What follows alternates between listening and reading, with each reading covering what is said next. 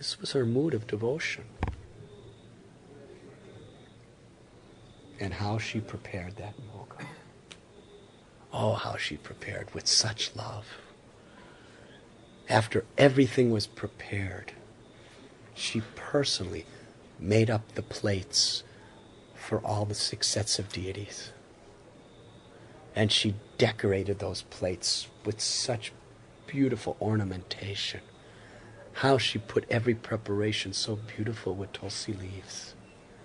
She brought it on the altar and offered it with love. And in reciprocation to Janavadevi's love, she actually saw all the deities eating the bhoga and having great fun doing it. And Janavadevi just began to cry tears to see how they were enjoying her offering. But out of the ritual of the ceremony, she said the prayer, then she had to go outside and close the door and wait for the deities to offer. She performed the ceremony, and in her heart she was laughing,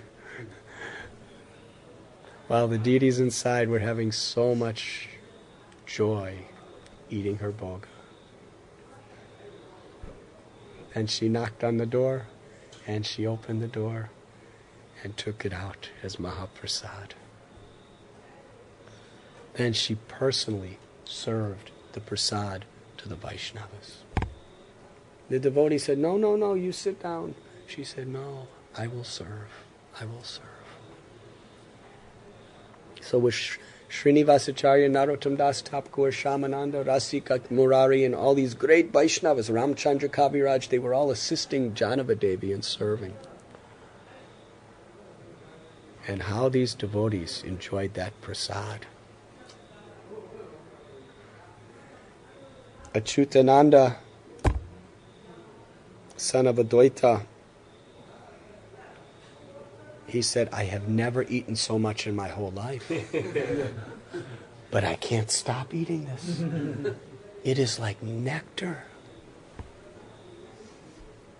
And Sripati, Srinidhi, the two brothers of Srivas Acharya, Srivas Pandit, they were saying, we have to eat more. When will we ever get an opportunity to eat such nectarine food as this? Cooked by the hands of Janavadevi. It's explained that all these great mahants, eternal associates of Lord Chaitanya Mahaprabhu, they were just eating and eating and eating. They were not eating food, they were eating love.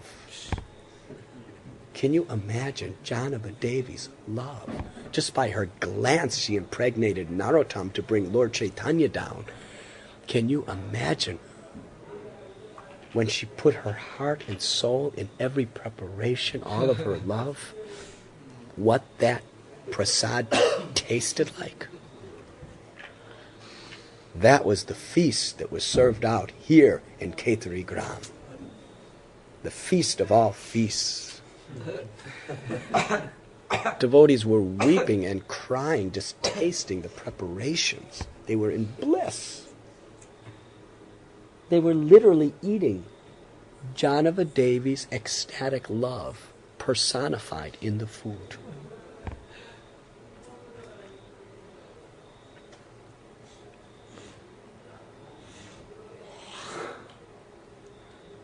They were eating too much, but they couldn't stop.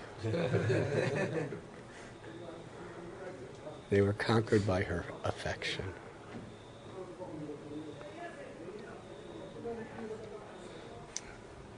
After this prasad,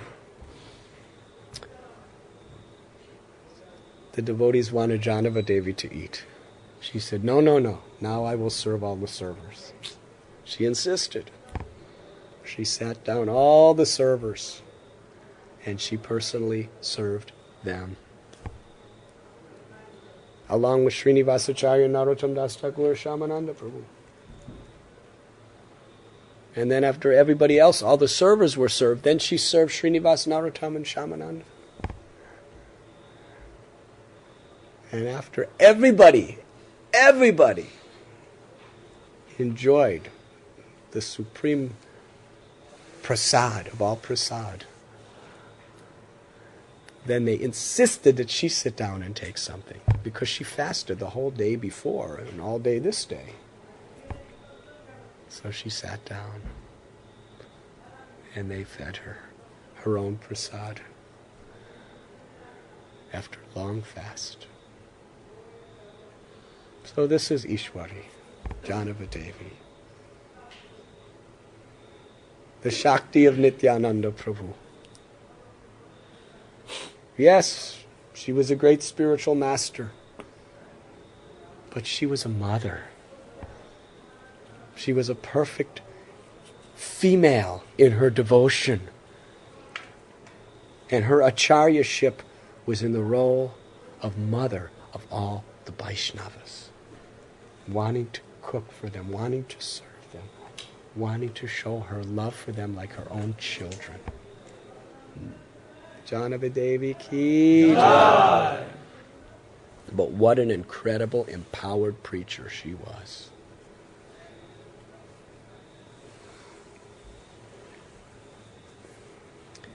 The next day, the idea was presented that let all the Vaishnavas, actually in that day, after the prasad was there, for the rest of the night, there was kirtan here in the temple of Lord Gauranga. After prasad, they all rested for some time, then they assembled in the temple, and Narottam Das Thakur led kirtan throughout the night, along with the devotees. Such inundation of chanting and dancing filled the entire Khetri Gram. The whole area was permeated with prema bhakti. The next day, each of the great Vaishnavas were offered whatever they wanted. They supplied the ingredients to each house where the devotees were staying, so that each one could be cooked whatever they specifically wanted. And their own private associates and disciples and cooks were cooking for them. But Janava Devi cooked that day too, so most of the devotees came here. And she served out all the Vaishnavas. The next day, it was time for the Vaishnavas to leave. Janava Devi explained that she had a great calling in her heart to go to Vrindavan, and she must leave at once. What sorrow this caused to the devotees' hearts. When Janava Devi departed, Santosh Dutt, he gave such incredible gifts to Janava Devi, and her entire entourage left with her. He arranged provisions to be carried with her for her journey, just made every possible arrangement for them. This was the mood of their service.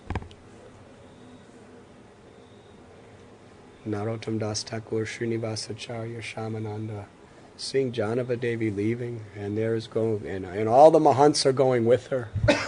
And on the same day, Achyutananda was going back to Shantipur, and Yadunandanacharya was going back to Katwa. And the devotees of Navadvip were going back to Navadvip. The whole town of Khetri Gram went to the Padma River, weeping tears, saying goodbye to these great souls.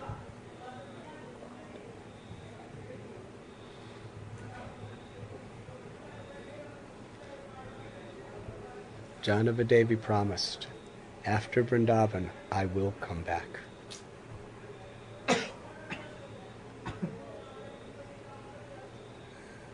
Within the next couple days, Srinivasacharya and Shamananda also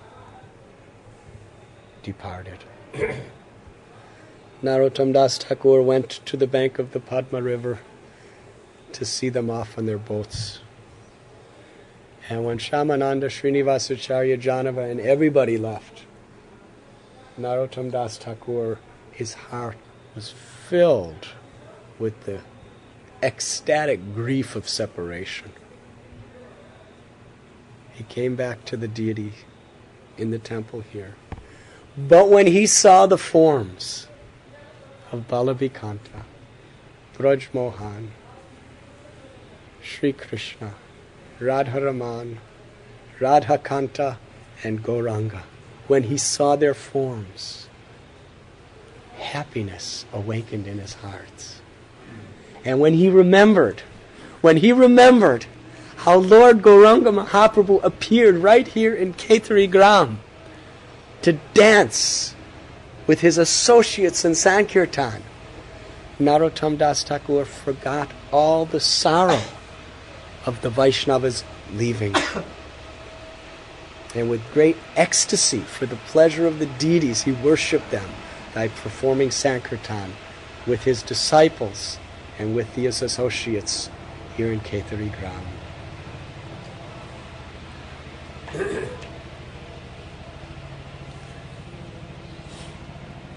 Ishwari Devi Janava returned here to Khetari as she promised after being in Vrindavan. We know the story of her great journey. There was a band of dacoits who were just outraged that people were worshiping a woman. And also they thought, if they're worshiping her, she must have all kinds of wealth that she's giving them. So in the middle of the night, they decided they were going to rob her. She was just staying under a tree by a river with her entourage of devotees. So they lifted deadly weapons. And when Janava-Devi and all the devotees were sleeping, they attacked. They ran. They were only a few minutes away. It was pitch dark. They ran and they ran and they ran and they ran and they ran for hours and hours and hours. They kept running and running and running and running and running. And then the sun rose and they were in the same place. Then they realized that Janava-Devi is a supreme goddess. So they cast away their weapons and fell at her feet and surrendered. Confessed their sins. She accepted them all as her disciples and gave them Krishna prema. In another town, it was a town of Smarta Brahmins.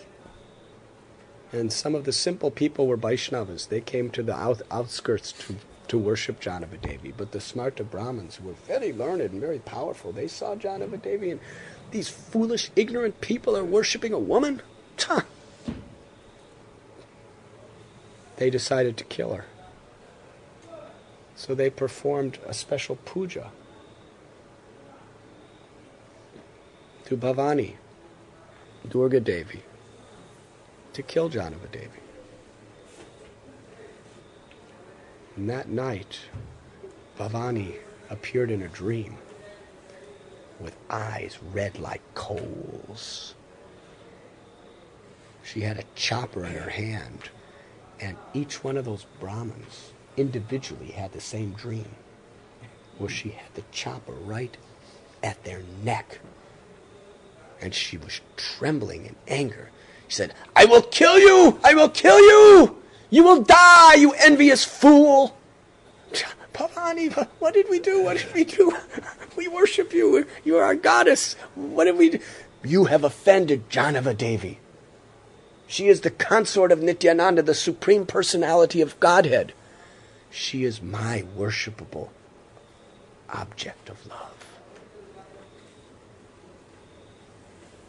You go to her, surrender your life to her, or I will be back tomorrow to kill you. So they went, and next morning, these great Brahmins were just blaspheming, criticizing, planning to kill her.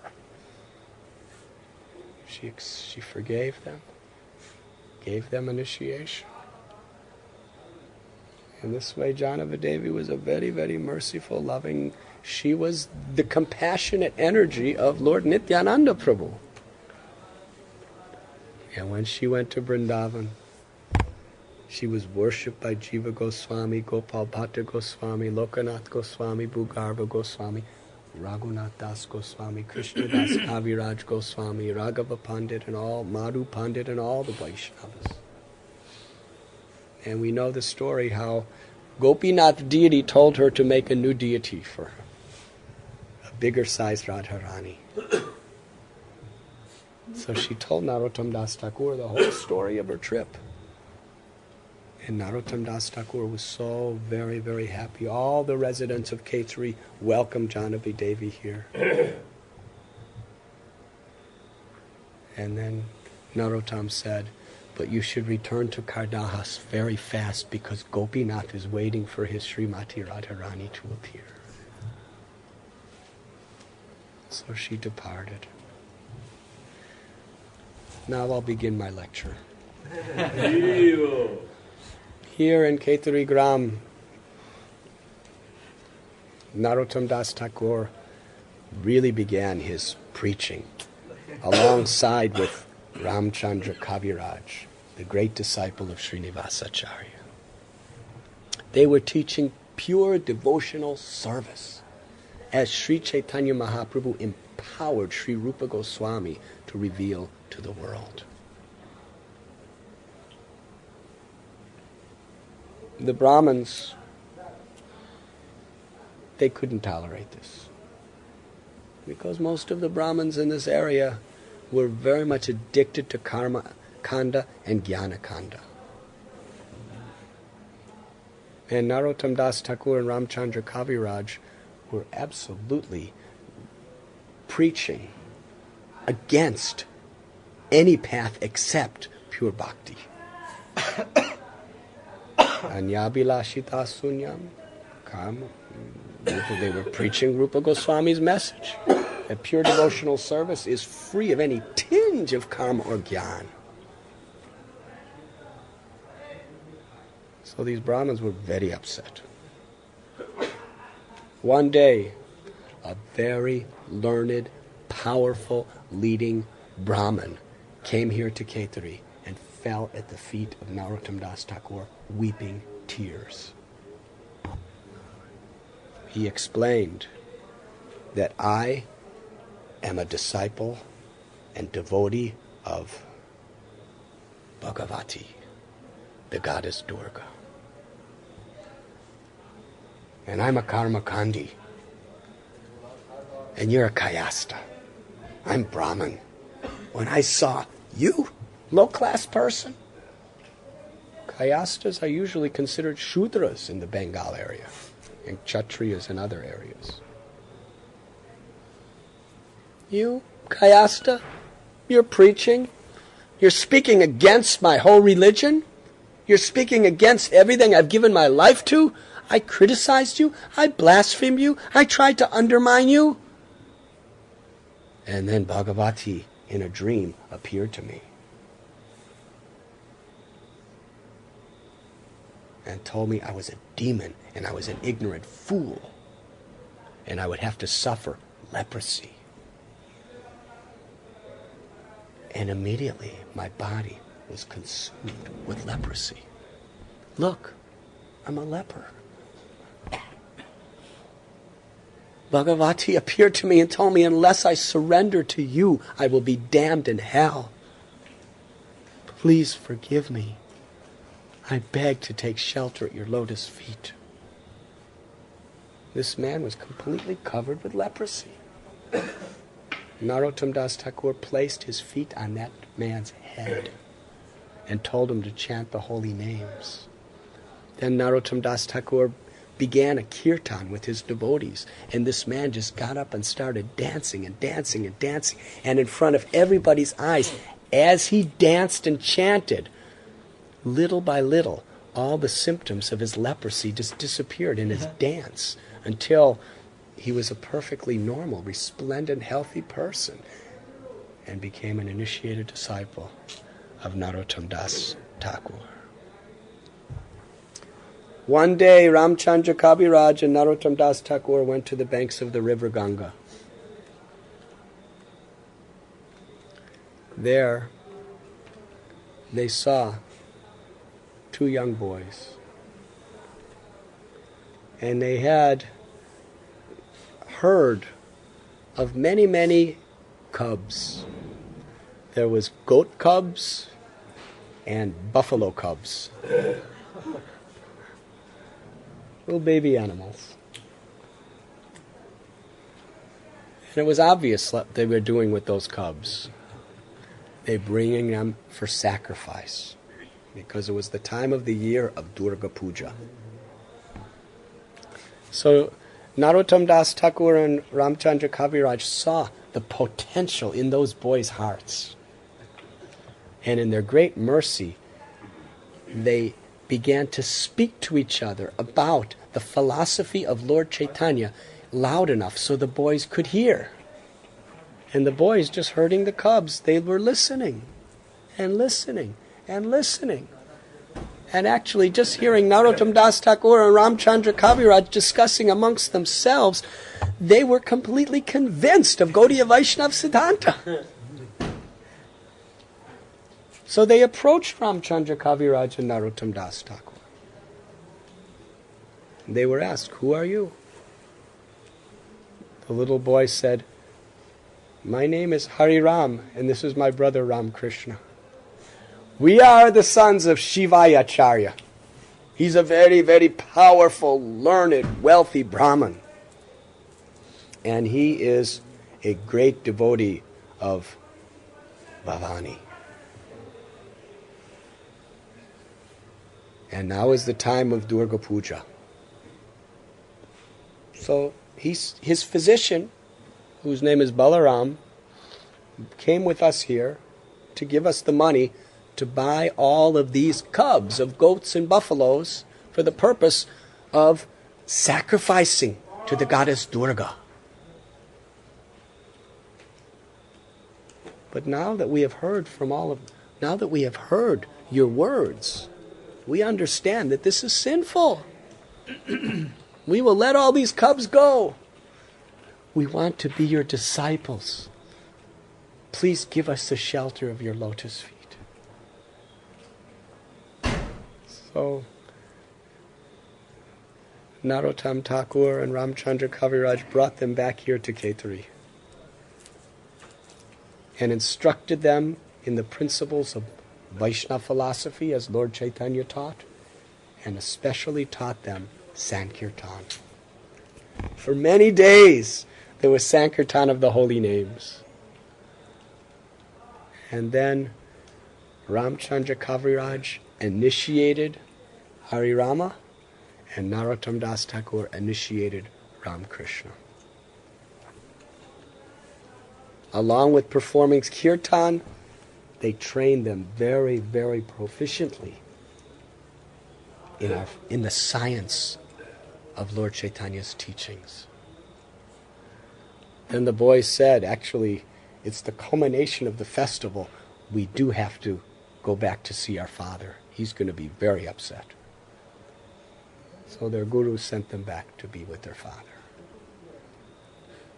On the way, they met Balaram, father's physician, and preached to him, and he was absolutely convinced that this was it.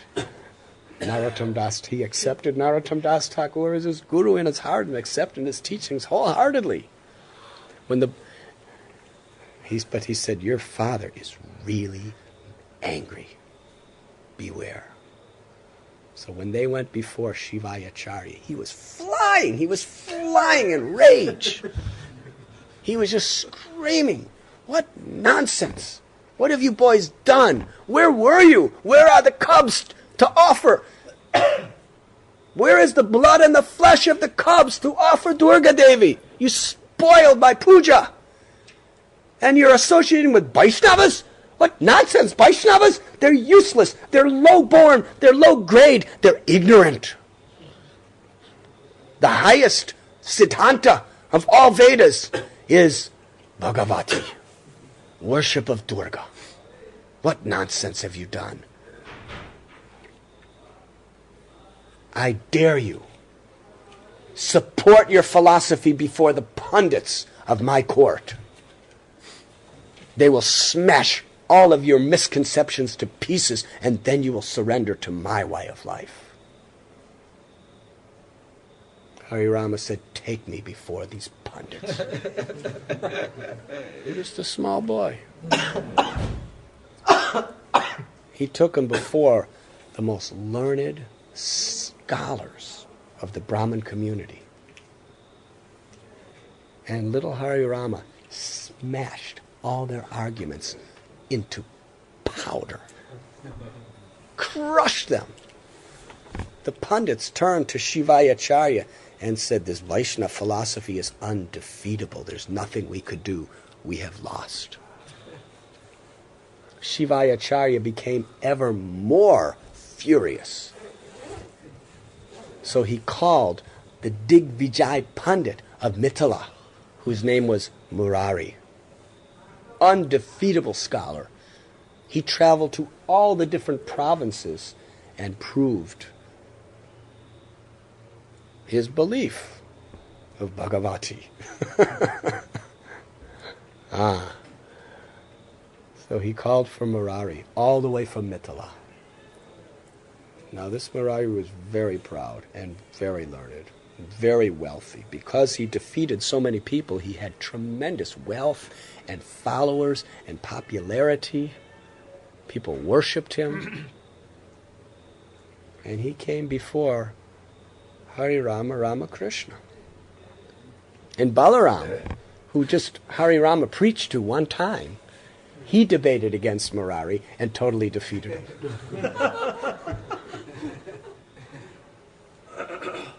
So this Murari, he was so humiliated that he gave up all his wealth and just became a beggar. He was utterly put to shame. At that point, Shivayacharya was on the verge of death. He was so upset. And then Durga Devi appeared to him in a dream and told him, you should also surrender.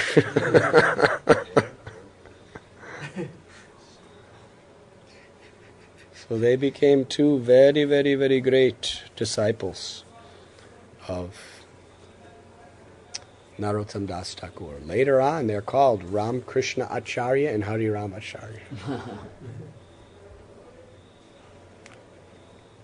Now there was a town called Gamvila, which is just across the river Padma, which is actually on the banks of the Ganga. And in Gamvila, there was a very, very great scholar, high-class Brahmin, pure Brahmin in every respect, respected, honored, and worshipped by the population. Even amongst the Brahmins, he was very highly respected as a scholar of all the scriptures, and very, very pure in his heart. His name, Ganga Narayan Chakravarti. Now this Ganga Narayan Chakravarti was just watching, and he saw this little Harirama and Ramakrishna who were just herding cubs one day. And due to their association with Narottam Das Thakur, they defeated the greatest pundits. They defeated Murari, the Digvijay Pandit. And they were so effulgent. They were so pure. They were so blissful with love. Just by seeing this, Ganga Narayan Chakravarti was completely astounded. He was thinking in his heart that this Narottam Das Thakur is so great. What these two children have, that's what I want. How could anyone transform two children into being such scholars, such pure-hearted saints? I've wasted my life in the pursuit of vain, mundane knowledge. People honor me, people glorify me, but they're all ignorant. I have nothing. I'm just a gross, ignorant materialist. attached to karma and gyan. I've wasted my entire life in ignorance. Will Narottam Das Thakur accept me? Such a proud, ignorant, materialistic fool, will he accept me? In this way, he spent his life repenting. And then one night he had a dream. He had a dream where Narottam Das Thakur appeared before him. And he fell at Narottam Das Thakur's feet and surrendered. And Narottam Das Thakur placed his feet on his head and said, "Tomorrow I will meet you at the river Ganga." He woke up from the dream and went to the Ganga in Gamvila. And there, just by chance, were Hari Rama and Ram Krishna. And he approached those boys and asked them, "Please tell me, where is your Guru Maharaj? Where is Narottam Das Thakur? Is there any chance that he will accept such a low, fallen, proud materialist as me?" And then Ram Krishna said, "There is Gurudev. He's just coming." And coming down from a hill was Narottam Das Thakur and Ramchandra Kaviraj. Ganga Narayan Chakravarti was so overwhelmed with happiness because Narottam Das Thakur appeared exactly the way he was in the dream. He never saw him before. He fell at the feet of Narottam Das Thakur and surrendered his life, offered such prayers of humility and devotion, begging Narottam Das Thakur to accept him as his disciple and servant.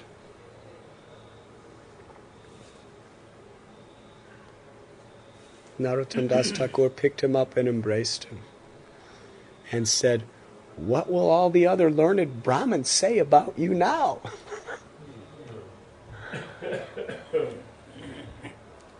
And Ganga Narayan Chakravarti said, "I do not care anything what those ignorant fools say about me.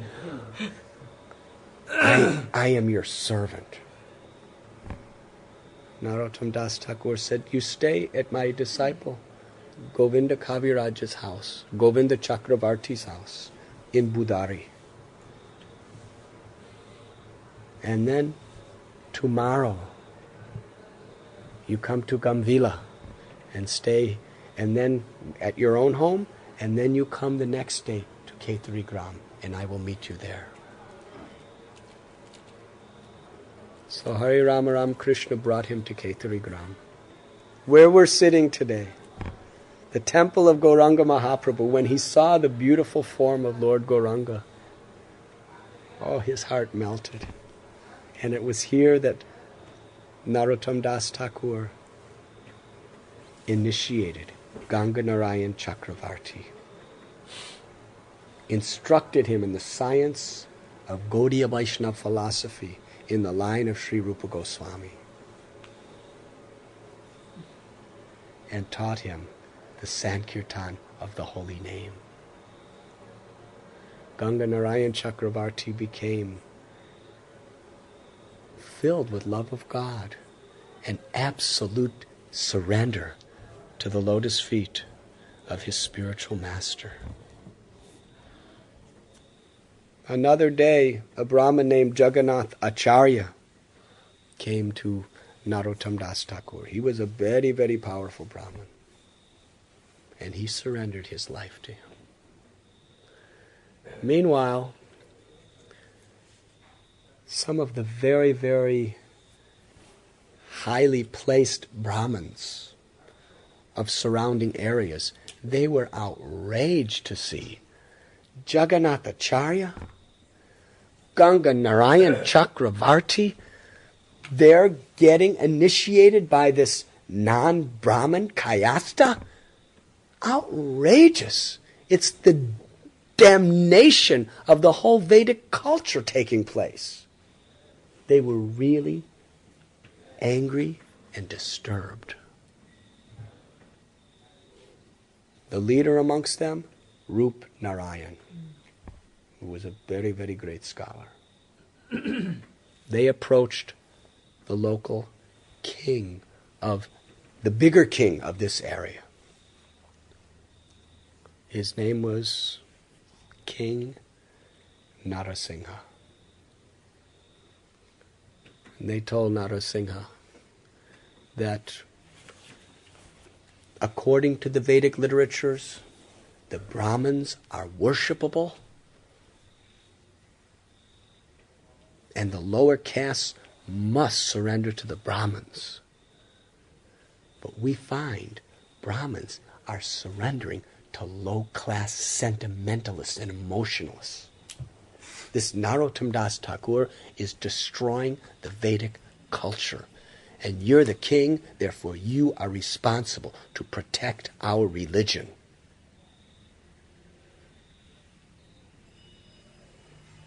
The king sent a letter to Narottam Das Thakur, asking, why are you doing this?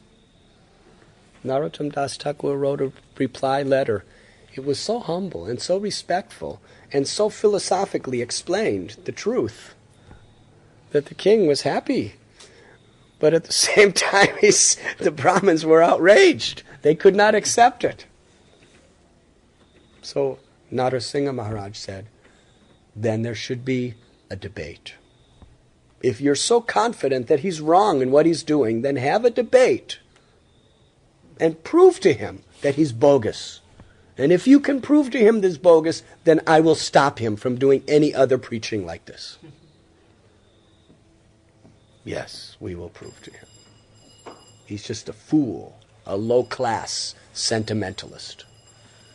So they went on a procession with Rup Narayan, the Pandit Digvijay, as well as Narasingha Maharaj, and all the greatest Pandits of the kingdom, along with their servants and students.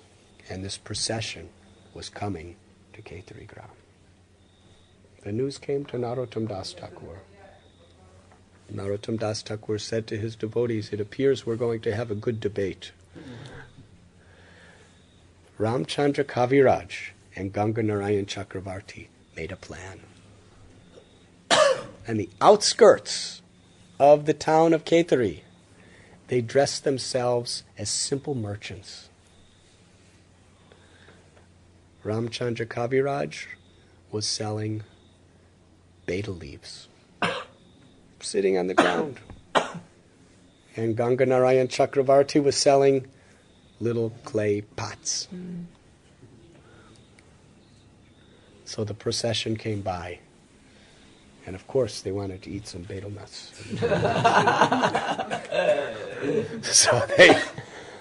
So the Pandits sent their students, go get us some refreshments. So they went to get some clay pots and some betel. And they asked, what is the price? And Ramchandra Kaviraj, Ganga Narayan Chakravarti, they quoted the price in perfect Sanskrit language. Now, villagers of Bengal do not know Sanskrit language. So these men were shocked. How do you know Sanskrit language? How could you speak such perfect Sanskrit? You're just low-class merchants. They said, because we are the disciples of Thakur Narottam, of Khetari Gram. They started blaspheming Narottam. He's just a kayasta, low class. He's initiating Brahmins. He's spoiling the Vedic culture. So they began to argue scripture and totally defeated him. So the students came back to the Pandits and said, there's some problems here. So the Pandits sent some of their men. And they were totally defeated by the betel nut, the betel leaf seller and the clay cup seller. And meanwhile, Rup Narayan and the king were watching everything.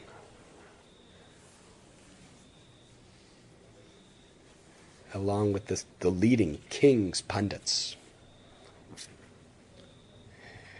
King Narasingha said, if the simple betel leaf seller and clay pot seller disciples of Narottam Das Thakur have totally defeated us and we have no arguments, what hope do we have of challenging their Gurudev Narottam Das Thakur? The king said, I think we should surrender to him. Rupa Narayan said, yes, yes, yes. But how will we convince these pundits? That night in a dream, Bhagavati appeared before all the pundits and told them she would kill them all if they didn't surrender to Narottam due to their offense. So they went in all and explained this to the king. The king said, yes, yes, I agree, we should all go. So they got off their palanquins. They were all riding on palanquins, processions, and they walked barefoot into Kaitari. And they came to before the deity of Gauranga, Braj Mohan and the others, saw the beauty of them. And then Narottam Das Thakur came out. King Narasingha and Rup Narayan fell at his feet and begged for shelter. They surrendered their lives. Along with all the pundits of the kingdom, Rup Narayan and King Narasingha became the initiated disciples of Narottam Das Thakur. And they stayed here for some time learning the science of pure bhakti and enjoying blissful kirtan of the holy names. King Narasingha told his wife, Rupamali, about the glories of Narottam Das Thakur. She was the queen. She was an ocean of good qualities. She came here. When she heard about Narottam Das Thakur, she on the spot vowed, I'll surrender to him and chant at least 1 lakh of names every day for the rest of my life. Narottam Das Thakur was so impressed by her devotion, by her chastity, by the goodness of her heart, and by her sincerity. He initiated the queen, Rupamali, who became one of his great disciples. Should I continue? Yes. In this area, many dacoits were living. Many dacoits. There probably still are. Very dangerous dacoits. But the king of all of them was Hari Chandra Rai. Chandra Rai was born in a very high-class Brahmin family. But due to bad association from his early childhood, he became a demon. He was so demoniac. By his Brahminical powers, he utilized it to get tremendous physical strength. He became a master at every type of weapon. His body was strong, like a warrior. And his heart was cold as ice and hard as steel. He was cruel. He thought nothing of murdering anybody, a Brahmin, a Kshatriya, a Vaishya, a Shudra, an untouchable, a child, an old person, a man, a woman. He would kill anybody and anything for even the slightest profit. He was so powerful and so violent that he just created shivers of fear in all the other dacoits. And they joined him. He became the dacoit king. And all other dacoits touched his feet. Not in love, but in fear. He had a huge army. His army of dacoits would just come in with weapons and plunder everything. He took over village after village. He became like the king. Village after village after village, even towns, became his property. One very wealthy king of a district conquered him and took his palace. And together with his father and brother, he had tremendous wealth, mass stockpile of gold and jewels and coins. Vast estate. And the whole land in this area feared him so much that entire villages just evacuated to move to a distant place in fear that Chandrarai would come and terrorize them. He would rape the women, he would burn houses down, he would torture people, he would kill people. He just wreaked fear everywhere. Chandrarai. Because of his intense, massive sins and all the pains he was causing everyone, as a karmic reaction, a Brahmin ghost entered into his body and was torturing him from inside.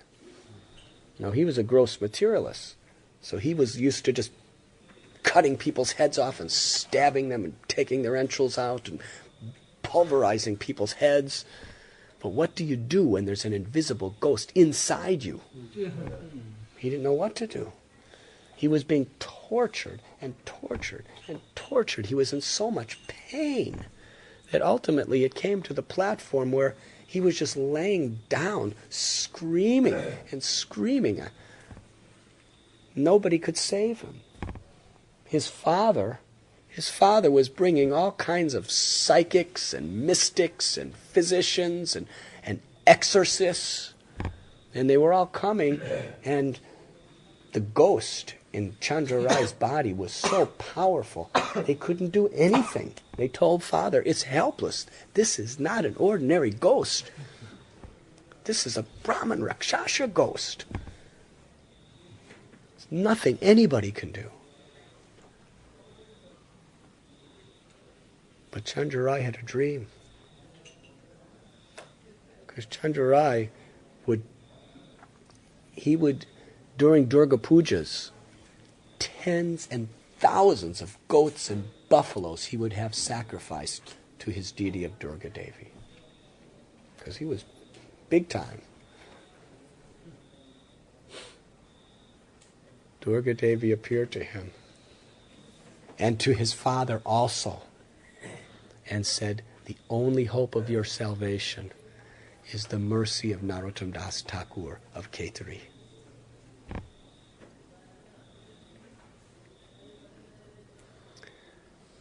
So the father actually sent a messenger to go to Narottam Das Thakur to ask him to come. But the messenger was so ashamed that Narottam Das Thakur is such a great saint, and Chandrarai is the lowest, most despicable rapist, murderer, and plunderer. How could we possibly ask him to come to help Chandrarai? So the messenger didn't even give him the message. So meanwhile, Chandrarai was literally on the verge of death. And then again, his father sent a message to Narottam Das Thakur. That messenger came here to Khetri.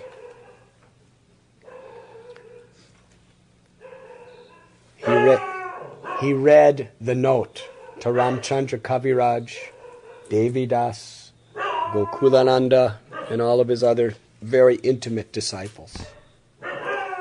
They were shocked to hear this, because they knew about Hari Chandra Rai. The father is asking, please save my son. So Narottam Das Thakur asked Ramchandra Kaviraj and the others, what do you think? Should I go? And they didn't know what to say. They just, whatever you think, Gurudev, whatever you think, that should be done. They couldn't tell him to go there. So Narottam Das Thakur in Khetri sat in meditation and prayed to Lord Gauranga to give him guidance. In his prayer, Lord Chaitanya appeared to him in his beautiful golden form, more beautiful than millions and millions of Kandarpas, glancing lovingly upon Narottam Das.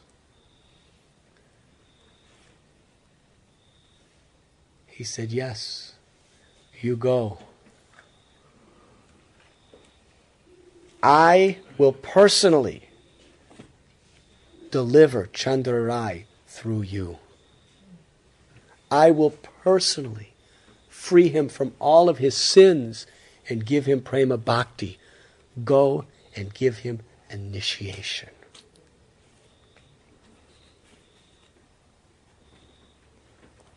Narottam Das Thakur came out of his meditation and told his disciples, we will go. He left Khetri Gram and walked by foot to the place where Chandra Rai was just laying on the floor in a room, screaming in mortal pain, on the verge of death.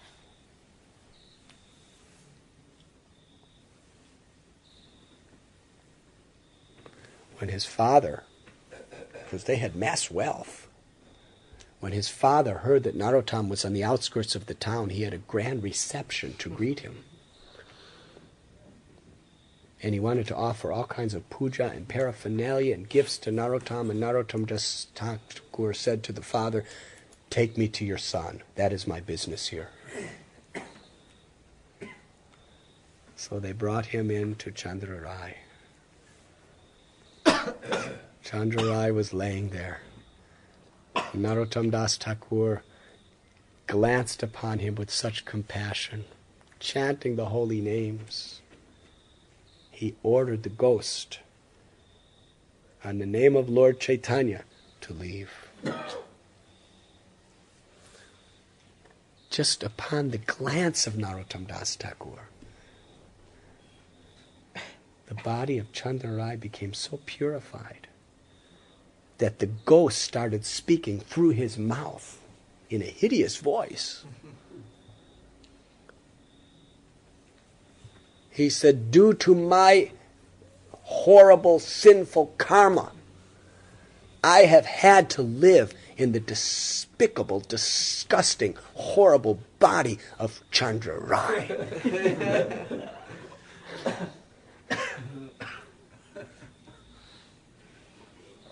But because you have glanced upon us with your mercy, therefore I am now liberated, and Chandra Rai will be freed of all sins. At this moment I will leave his body. And I pray, Narottam Das Thakur, I pray that with your mercy in my future birth, I will be born in Khetri Gram, in your most auspicious, supremely holy abode, where I can be the servant of your servants. And with those words, the Brahmin ghost left. And Chandra Rai was relieved. With tears of repentance in his eyes, he fell at the feet of Narottam Das Thakur and surrendered, along with his father and his brother. Narottam Das Thakur brought them back to Khetri Gram. And here he educated them in Gaudiya Vaishnava Siddhanta, taught them the proper mannerisms and humility of Vaishnava culture, and engaged them in Harinam Sankirtan.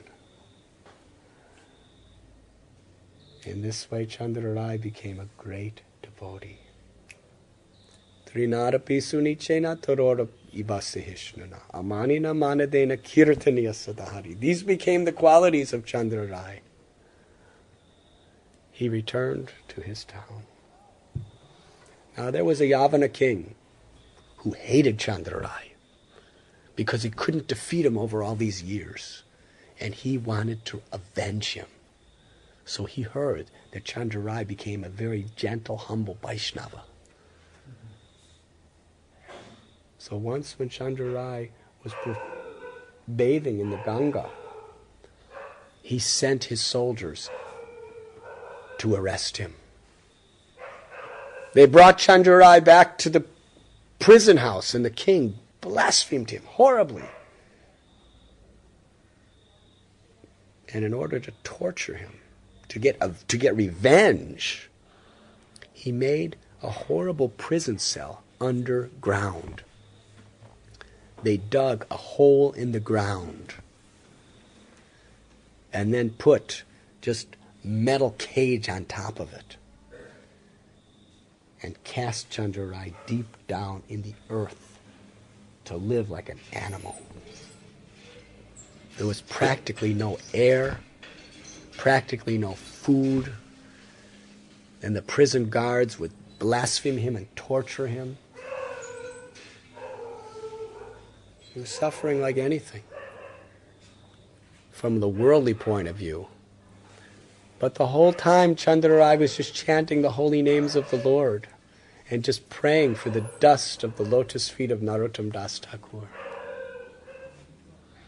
Chandra Rai's father was so aggrieved to hear his condition, living underground in a prison cell, that he actually made an announcement that he would pay a huge sum of money to anyone who could free his son from prison. So one tantric mystic came and said, I know how to free him. Pay me when I deliver your son. So one day Chandra Rai is just sitting in this hole in the ground. And he's chanting the holy names, praying for his guru's mercy, with tears in his eyes. And all of a sudden, right from the ground, just this tantric mystic yogi comes out. He actually dug a tunnel underground to reach him. Now, how do you do that? There's no air. He said, your father has sent me. I have come to free you. But the only way you can escape by going through this tunnel is you have to chant this mantra to Goddess Kali, which I will whisper in your ear. When Chandra Rai heard that, he said, no, you get out from this place. I am the disciple of Narottam Das Thakur. He has given me my mantra. I will not accept any mantra from anyone else. I am the faithful, chaste, loyal disciple of Sri Narottam Das Thakur. Get out from this place. And you tell my father that I'm very happy here chanting Harinam. The only suffering I'm having is separation from the lotus feet of my beloved Guru Maharaj Narottam Das Thakur. Get out. So he left, told his father that. After many days, the king was really frustrated because Chandra Rai was blissful the whole time. He was being tortured. He was being starved.